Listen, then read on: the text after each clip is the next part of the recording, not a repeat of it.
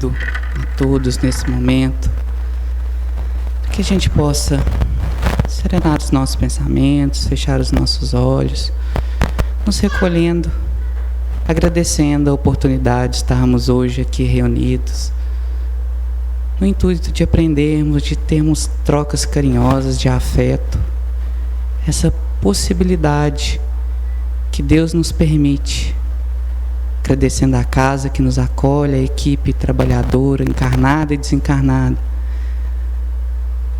os amigos que nos tutelam, a Jesus, nosso irmão, agradecendo pelo dom da vida, pela oportunidade de estarmos construindo novos capítulos na nossa existência, cada dia mais conscientes.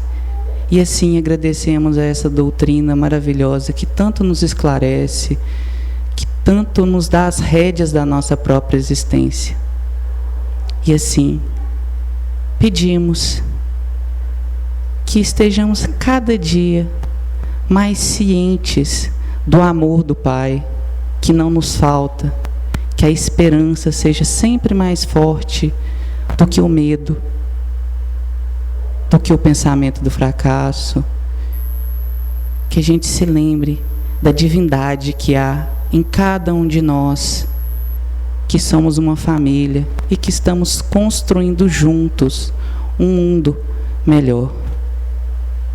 Que a gente tome posse de tudo que já há de belo em nós e que caminhemos a cada dia mais confiantes, preparando de fato essa seara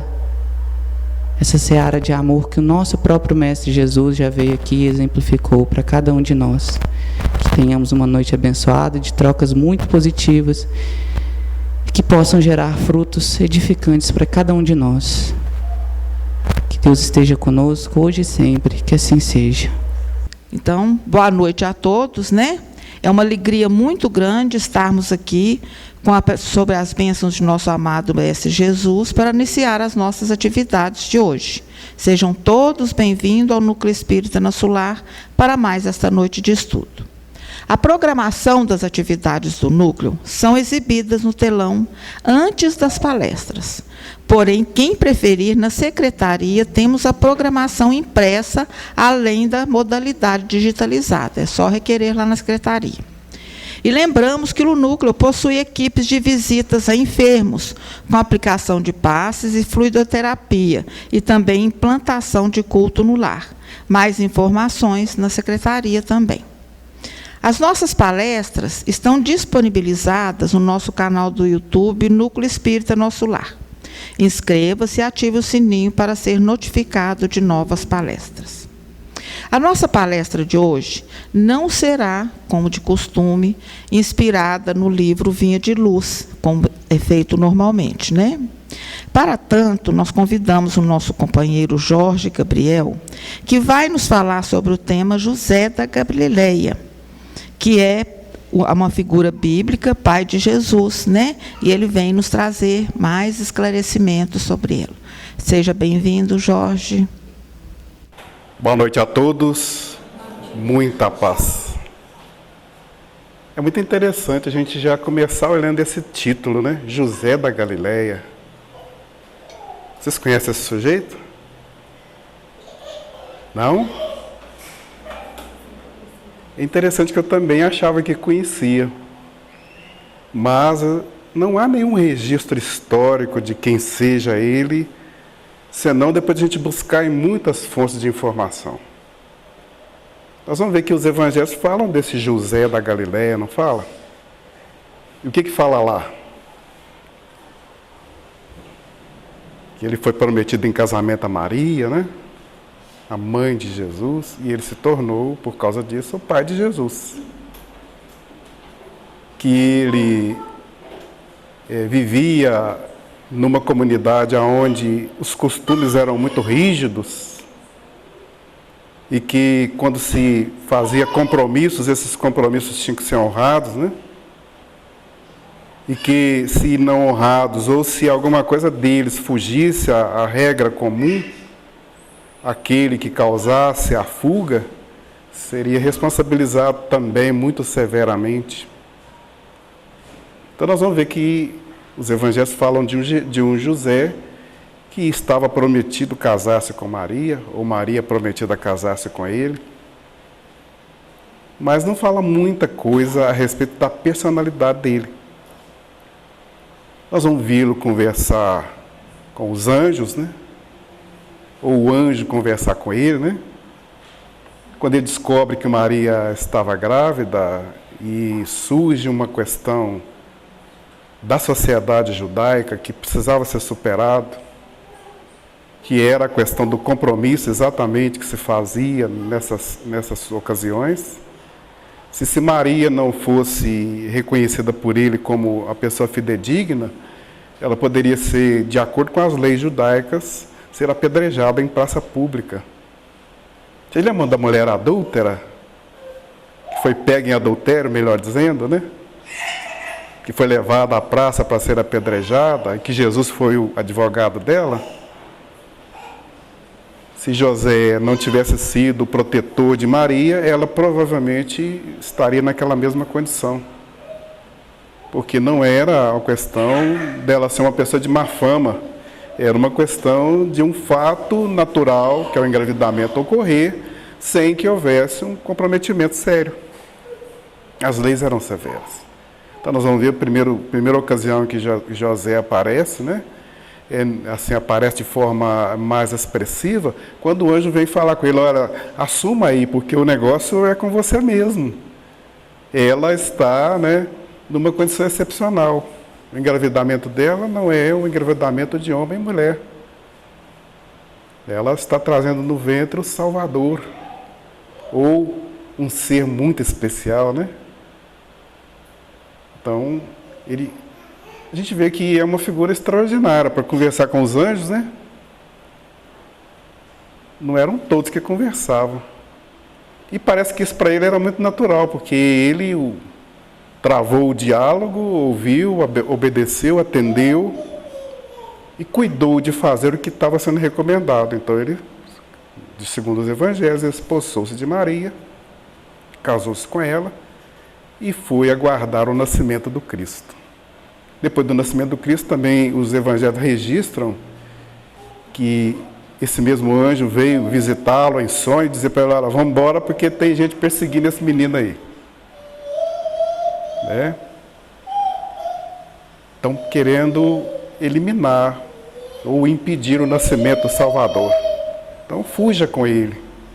Ele levantou-se imediatamente, dentro desse critério de valores dele mesmo, pegou a Maria e foram atravessar o deserto para o Egito. Depois, quando terminou essa fase, o anjo foi visitado de novo. Então nós vamos ver que ele tem uma relação grandiosa entre os seres humanos. Né? Ele conversava com os anjos. Mas é uma figura completamente desconhecida na história, a não ser esses fatos. Nós vamos ouvir falar, por exemplo, da profissão dele, quando no Evangelho de Mateus alguém fala assim: olha, não é esse aí o filho do carpinteiro? Não é isso? Está lá? Então é o momento que fala da condição dele, da profissão dele, né? Um carpinteiro. Então você soube que nós sabemos que ele é um carpinteiro em face dessa informação. Mas não tem mais nada. De onde ele veio, para onde ele vai, para onde ele foi, como é que foi a vida dele? Tem algum registro que a gente conheça nos fatos dos evangelhos? Não, dos evangelhos não. Então nós tivemos que buscar as fontes, porque o assunto, na verdade nós estamos aqui reprisando uma fala que tivemos lá no Francisco de Assis, né?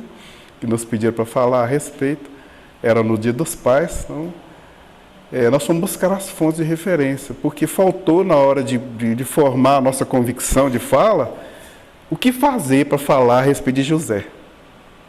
Né?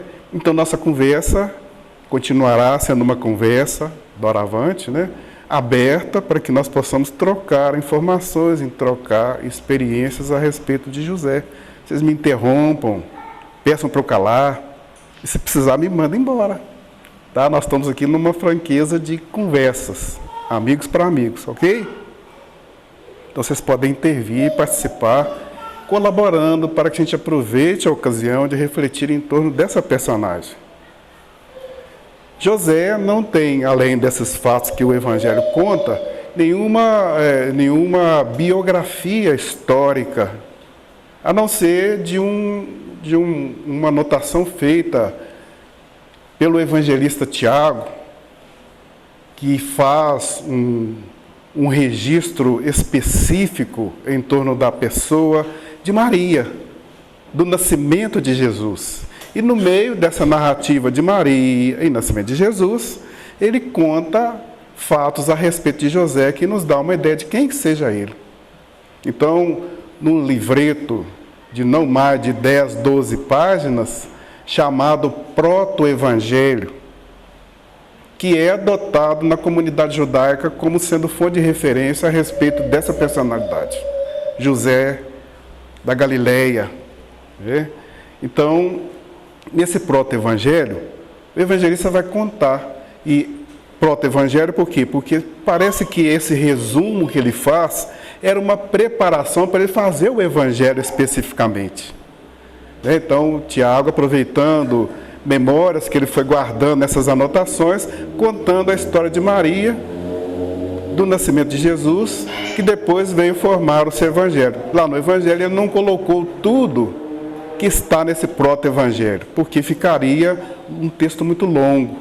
Então esse texto ficou perdido entre as anotações e a comunidade judaica o guardou e o trouxe a conhecimento público depois. É por isso que a gente chama ele de proto-evangelho, ou ele é chamado de proto-evangelho, e o título que está lá é proto-evangelho, porque é uma preparação para o evangelho, correto? Aí vocês vão perguntando, porque eu estou, né, às vezes detalhe que escapa, a gente precisa de esclarecer. Lá nesse proto-evangelho, como nós estávamos dizendo, conta a história de Maria e do nascimento de Jesus. E é por causa de Maria que nós vamos conhecer o José.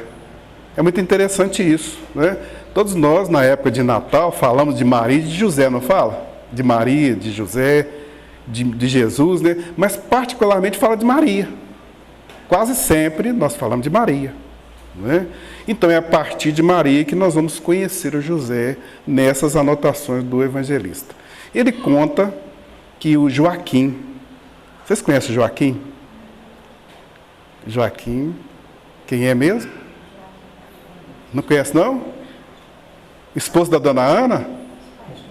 Ah, muito bem. Então o seu Joaquim é um homem muito rico da comunidade judaica.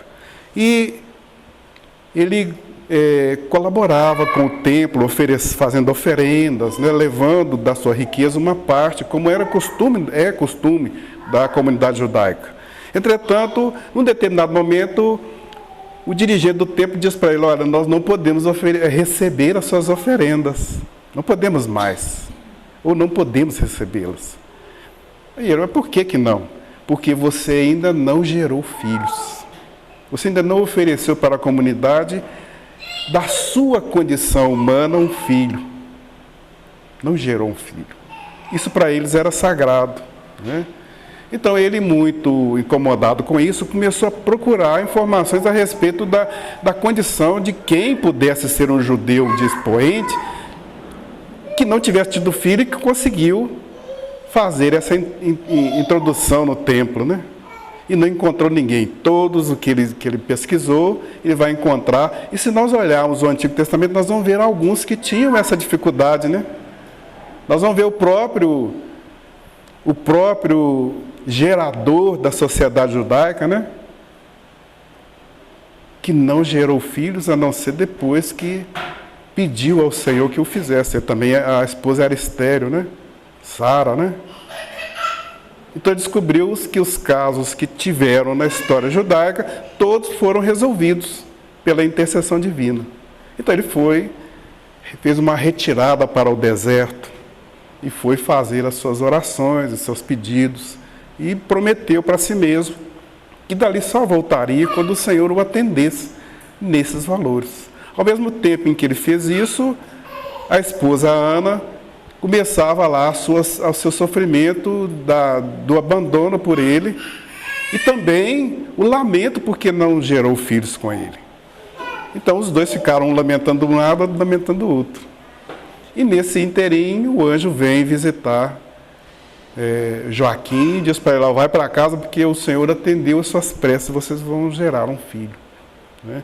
E Ana, nas suas preces, tinha prometido que, se viesse filho homem ou filho mulher, que destinaria esse nascimento ao templo.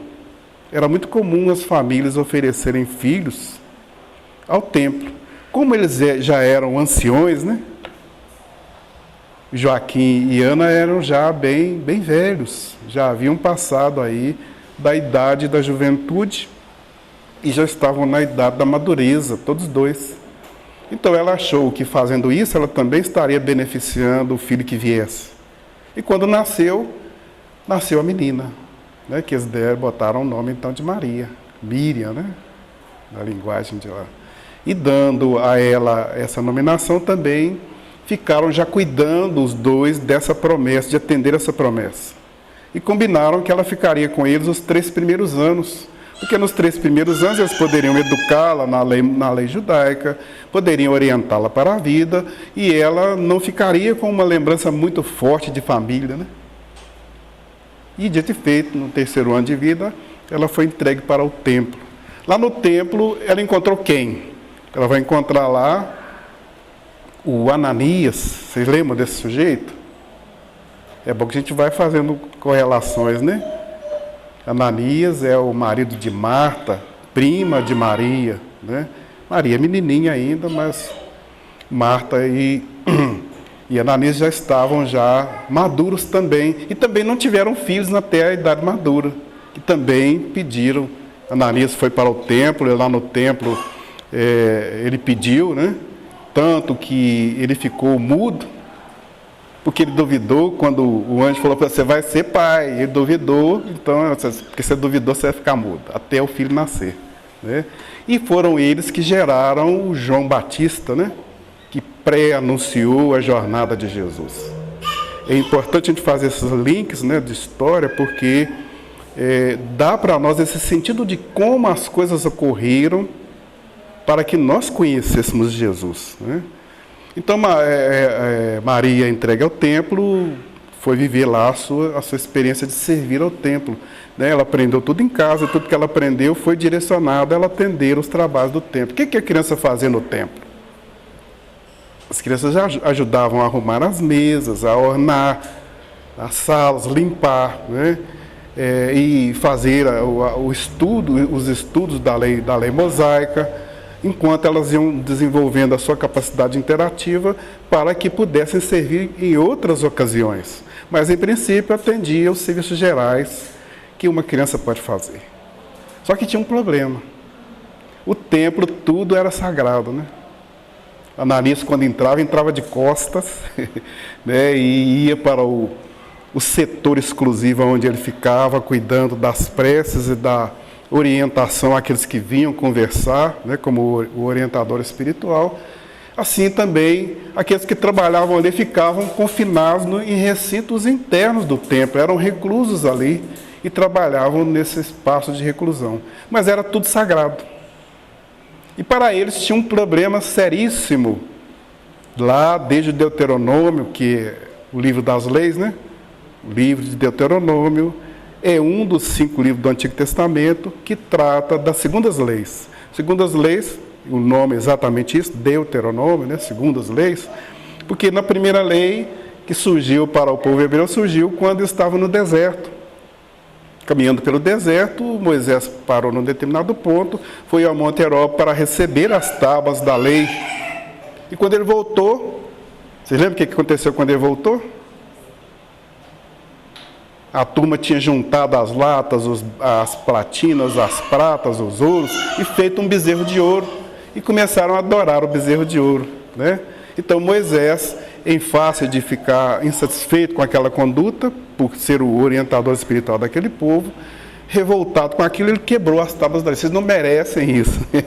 Quebrou as tábuas da lei. E, ao mesmo tempo, que também implantou para aquele povo alguns comprometimentos doravante, né? Fez com que eles destruíssem o bezerro de ouro.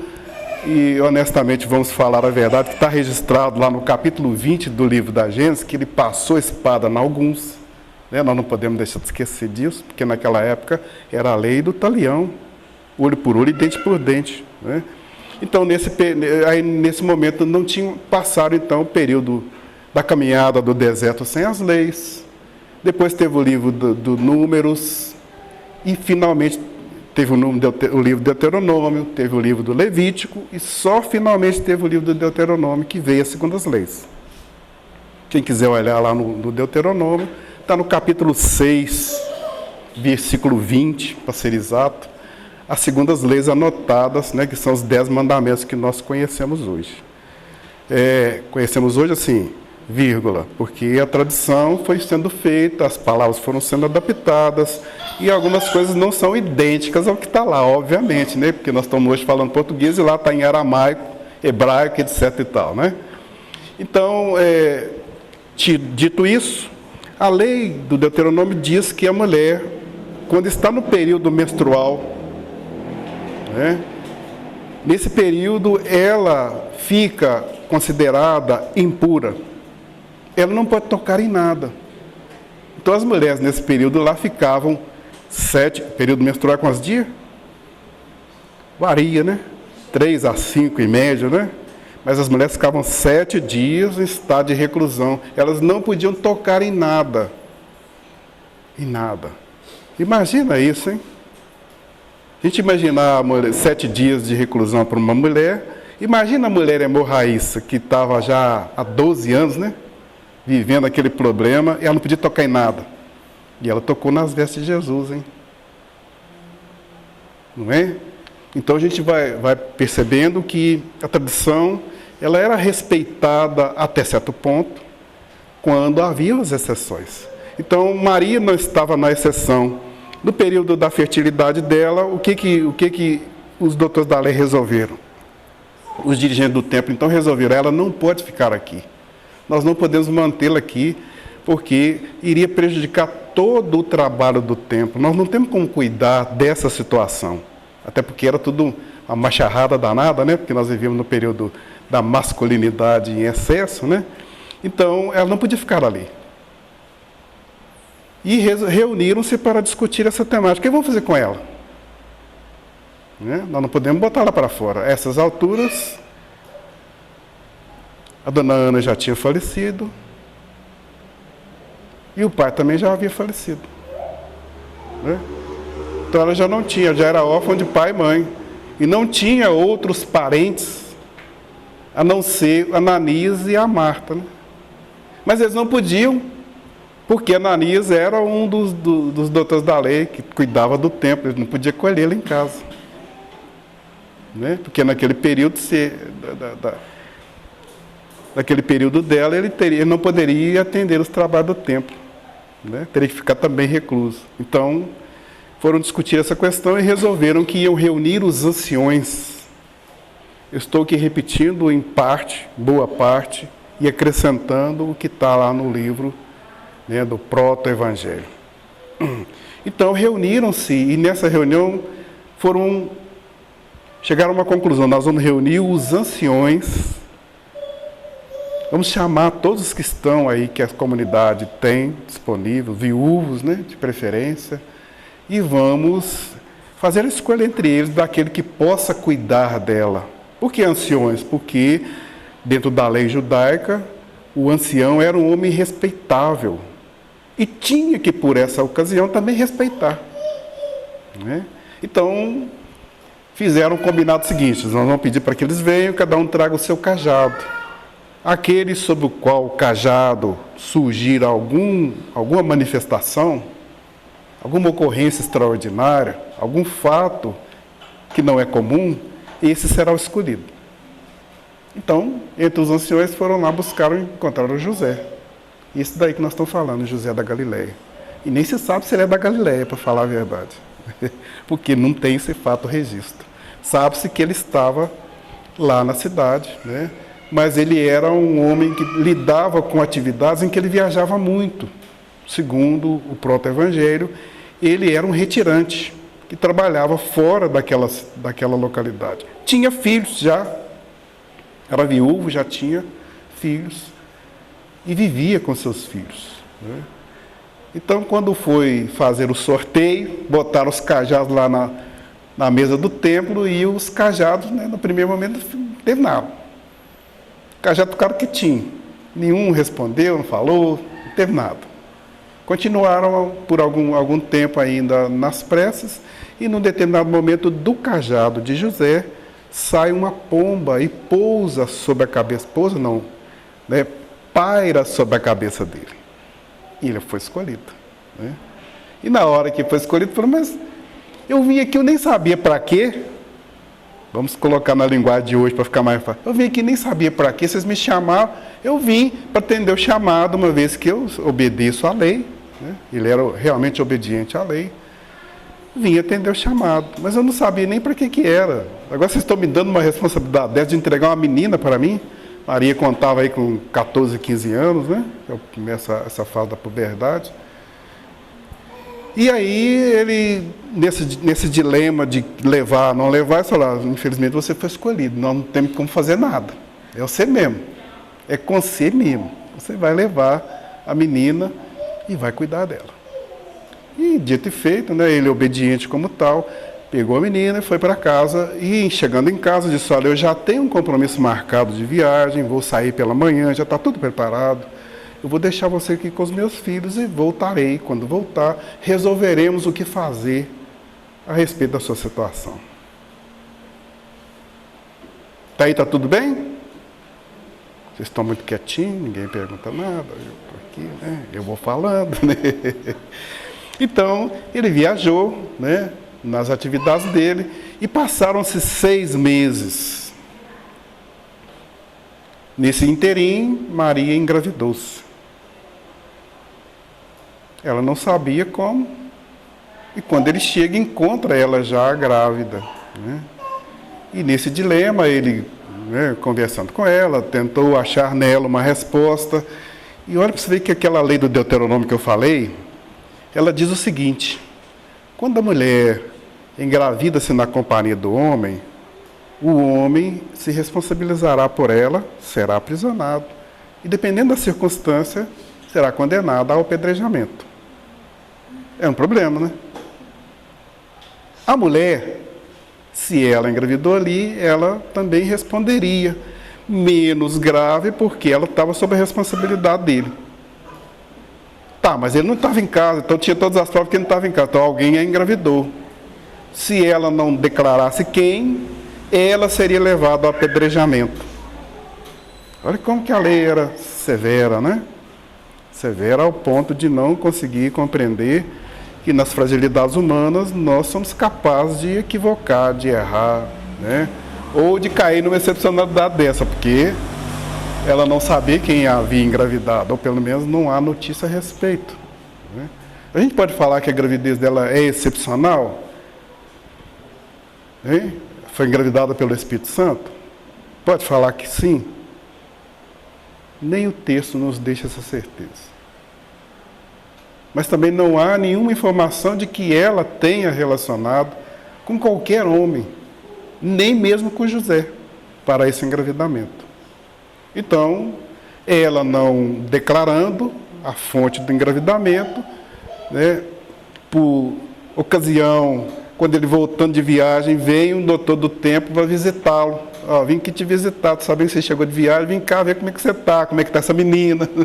E chegou lá, ele percebeu, porque a gravidez dela já estava avançada, percebeu a gravidez dela. E imediatamente também ele denunciou o fato ao templo. Os dois foram levados ao templo. Lá eles foram submetidos ao interrogatório. No interrogatório, né, não surgiu informações, nenhum fala nada. A história dele confirma, a história dela também não é repetida com eficácia. Eles têm um recurso.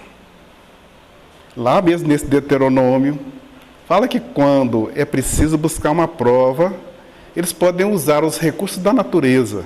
Então havia um preparado de folhas e raízes que era feito um líquido, e esse líquido era consumido como forma de confessar. Né?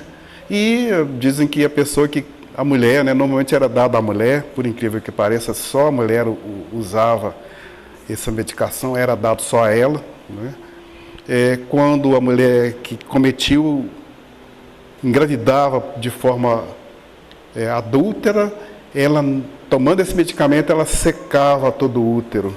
É a informação que está lá, né? Então, no caso dos dois, deu para os dois. Não deu só para Maria, deu para José também. Toma aí, vamos ver quem que vai aguentar, né? E os dois tomaram, né?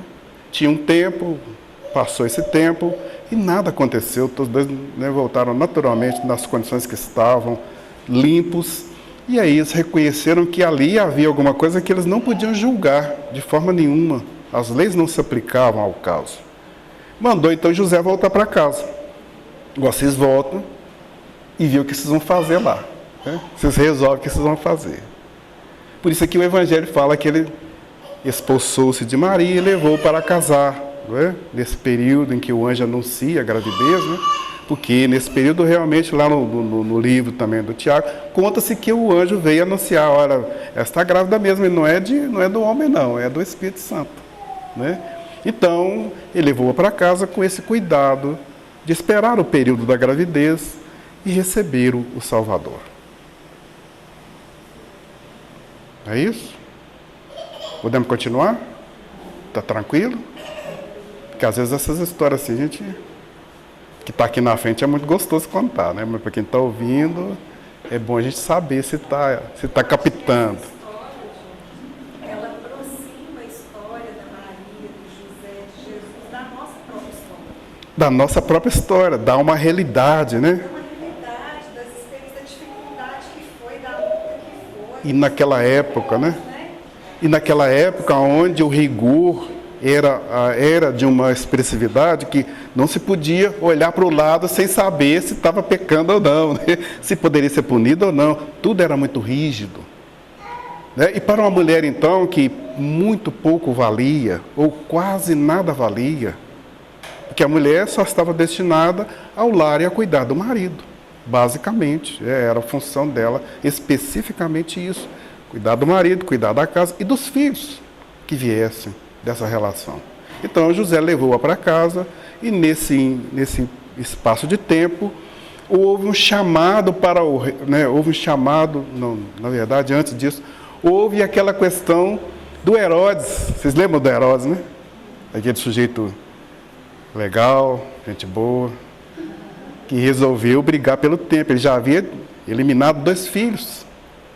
E a própria esposa, porque ele temia que esses tomassem dele o trono, então ele achava que ele era eterno e queria que ninguém concorresse com ele. Quando ele soube pelos magos, né, que a notícia correu de que havia um Salvador vindo, os magos passaram por ele. Você lembra do mago também, né? Os magos passaram por ele, nós soubemos, até uma estrela anunciando que em tal lugar nasceu o Salvador e nós queremos visitá-lo. Vocês têm informação de onde que é? Não, pega, não tinha, né, como é que chama? Não tinha GPS, não tinha internet, né? Não tinha basicamente correio, não tinha nada, né? Aliás, correio tinha porque era correndo mesmo, né? Que a palavra correio é correr, né? Então vem daí aquela questão de que ele buscou então eliminar todas as possibilidades, surgir alguém que pudesse concorrer com ele, porque os magos disseram, olha, vem aí um Salvador, vem aí um que reinará sobre todos os povos, vem alguém aí que mudará a história. Ele não podia concordar com isso, né? Porque ele já tinha eliminado os filhos, não eram os filhos. Eliminou a esposa também, que não era esposa. Dentre os que estavam com ele também ele não reconhecia nenhum que pudesse estar ali. E se tivesse, ele também eliminava, né? Então ele mandou fazer uma coisa mais cruel ainda do que isso. Eliminar todas as crianças até 4 anos de idade, 3 anos de idade, né? Foi isso? Está lá na história? Até 12 anos. 2? Mas foi até mais. Foi até mais. Por exemplo, o João Batista foi perseguido para ser eliminado, né? Porque o João Batista já havia nascido nessa época. Ele nasceu antes de Jesus, não é verdade? Não é isso? Ele foi perseguido e os pais levaram para uma montanha no deserto e esconderam numa caverna. O pai, para proteger o filho, se ofereceu, olha, vocês façam o que vocês quiserem, mas eu não vou contar, então nós vamos te matar. Então mata. Então, Ananias foi eliminado na surdina, né? Porque ele não revelou aonde estava o João Batista. Então nós temos também o João Batista que salvou-se nesse momento, mas as crianças todas foram eliminadas. O anjo então avisou a ele: olha, fuja daí, porque esse louco tá com a cabeça ruim, né? Tá pirado, tá dando crise. E fugiram então para o deserto. E durante essa caminhada para o deserto foi o momento em que Maria começou o período da gestação, né? E fala-se no Evangelho nosso, né, que a gente conhece, que foi uma manjedoura, né, no estábulo de animais, cercado por animais, não é? Não é isso que conta lá? Mas aí o Tiago, para nos contrariar, fala assim: não foi. O negócio foi o seguinte, que eles estavam caminhando, ela começou a sentir as dores do parto, não tinha lugar onde acolher, acharam uma caverna, adentraram-se para essa caverna, e ali naquela caverna o José deixou-a com os filhos, tomando conta, que os filhos também foram, os filhos dele também foram, deixou-os tomando conta dela e foi procurar uma parteira. E como era o Salvador, né, no caminho a parteira veio até ele, né? E veio e fez o parto. E nesse momento em que ela fez o parto, ela saiu anunciando para todo mundo: olha, nasceu uma criança de uma mulher virgem. É a única informação assim que a gente pode falar da virgindade de Maria, é essa informação que está no Evangelho de Tiago. Nasceu uma criança de uma mulher virgem.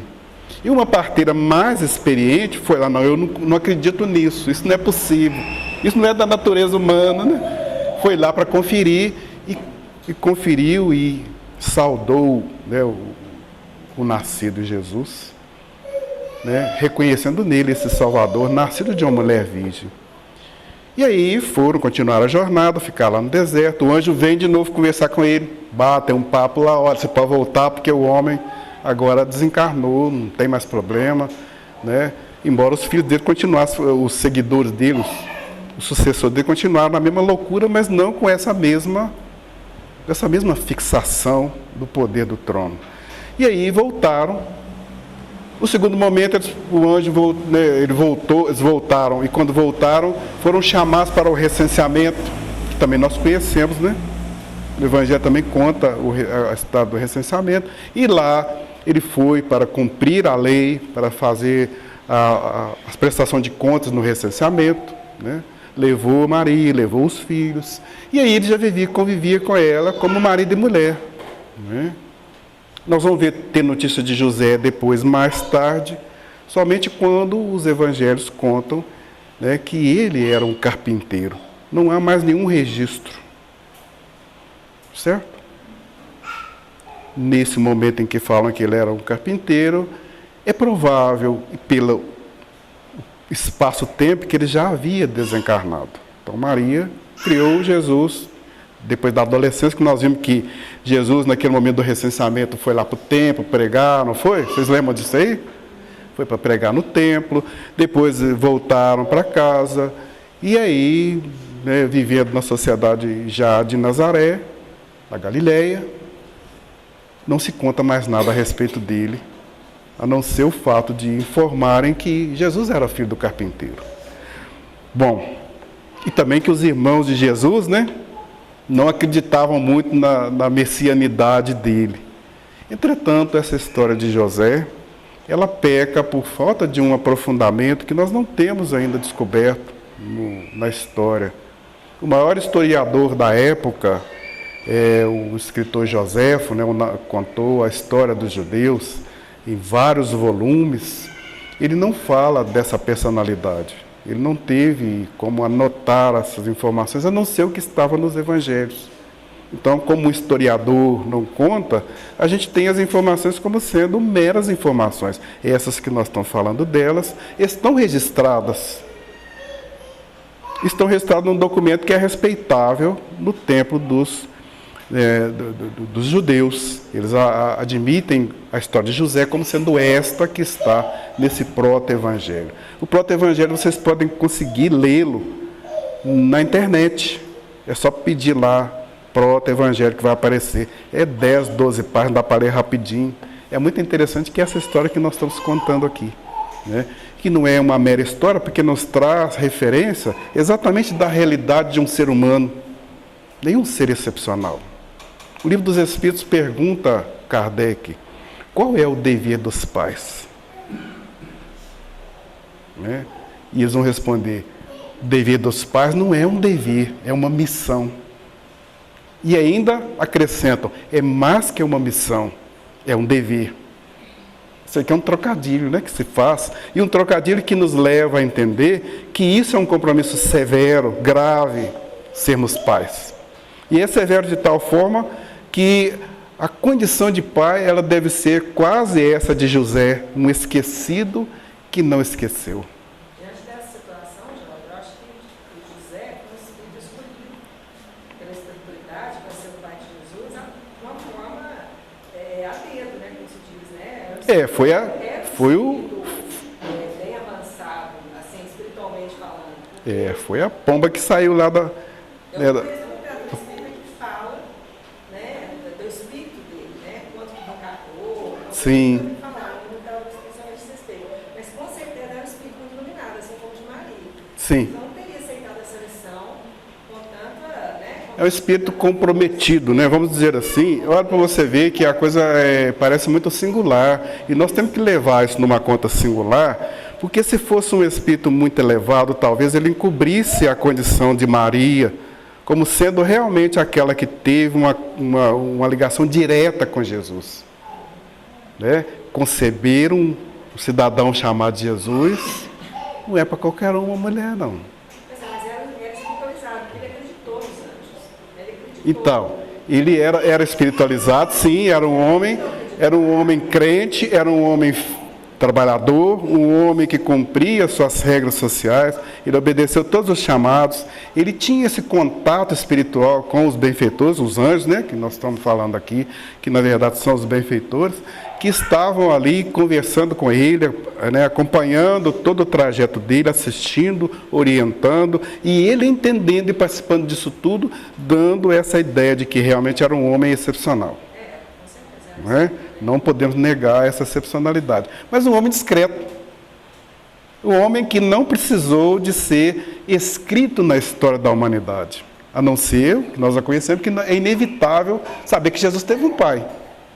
Não é verdade? É inevitável nós deixarmos de levar a conta que esse pai esteve ali assistindo. É inevitável nós entendermos que esse pai teve um compromisso de ajudar a educar e formar, porque a mulher sozinha naquela época não fazia. Não era possível, né? Por isso essa excepcionalidade e por isso essa grandeza. Trazendo para os dias de hoje, a gente pode entender o seguinte: todos nós temos uma missão, todos os pais têm uma missão. Todo ser humano. Ele teve a missão dele. Então, cada um dos pais refletiu qual era a minha missão. Exatamente, esse era o ponto que eu gostaria de chegar na nossa conversa de hoje. Qual é o nosso compromisso como pais? Né? Nós estamos conhecendo a história de José, que é um relance, ou um release, né, como dizem os americanos, que nós estamos podendo fazer por um processo que nós não sabemos se ele tem fidelidade, mas ele tem uma realidade. Tem ali em tudo que nós estamos falando um sentido prático de vidas humanas que transitam no tempo e espaço, que trabalham situações, fatos e convivem com eles, e que têm um comprometimento com eles, que é estar encarnados, que é a nossa maior missão. Né? Por isso, essa pergunta tem essa profundidade. O que nós podemos fazer enquanto pais? Nós podemos omitir dessa condição? Os Espíritos vão responder para Kardec que a missão dos pais como um compromisso é de tão severa importância que responderão gravemente pelas falhas que cometerem nessa função. Não é a falha com o filho. Porque falar com o filho é fácil, né? Todos nós temos a dificuldade de lidar como seres humanos uns com os outros. O pai e o filho são seres humanos lidando um com o outro. Mas esta condição de pai, esse comprometimento de pai, essa destinação da função paterna, que não é só pôr arroz e feijão em casa. Né? Vou contar até uma história minha mesmo, né? Para ficar fácil a gente ficar... E eu achava que eu não precisava de ajudar em casa. E eu achava que a minha mulher era uma super mulher. Eu acho que ela é uma super mulher, não tenho dúvida não. Mas eu achava que ela dava conta de tudo. Eu achava que tudo era por conta dela. E vou contar para vocês um segredinho. Eu detesto lavar vasilha. Aliás, eu detestava. Passei a fazer isso. Vocês acham que eu deixei de detestar? Continuo detestando, mas agora eu faço. Então eu cuido das vasilhas de casa, ajudo a lavar roupa, arrumar a cozinha, etc. Porque eu comecei a perceber que essa função de pai não pode ficar suprimida num resultado material. Não pode ficar resumida só em botar o arroz e feijão em casa. Porque nem só de pão viverá o homem. Então nós fazemos o culto todo dia, nós estamos ali, né, passando os nossos aperreios, que não são poucos, né, mas a gente vai entendendo que existe um comprometimento à medida que nós vamos entendendo a nossa função de pai. E pai para sempre. Não tem jeito. Eu tenho filhos em Portugal hoje, né? Tenho uma filha que mora em Portugal. Não tem jeito de deixar de ser pai. Tem 2 filhas que estão morando em Belo Horizonte. Desde o dia exato que completar 18 anos, uma delas, não, estou indo embora amanhã. Acabando de serviço e tudo mais. A outra não, ela foi, eu vou também.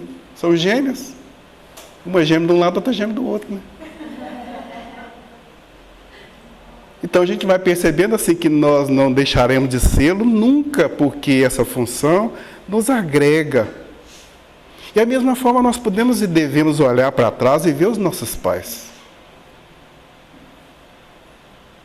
Eu estou aqui por causa do meu pai. Né? Aliás, em qualquer lugar que eu estiver, eu estarei por causa dele. Mas aqui nesse lugar, eu estou por causa dele.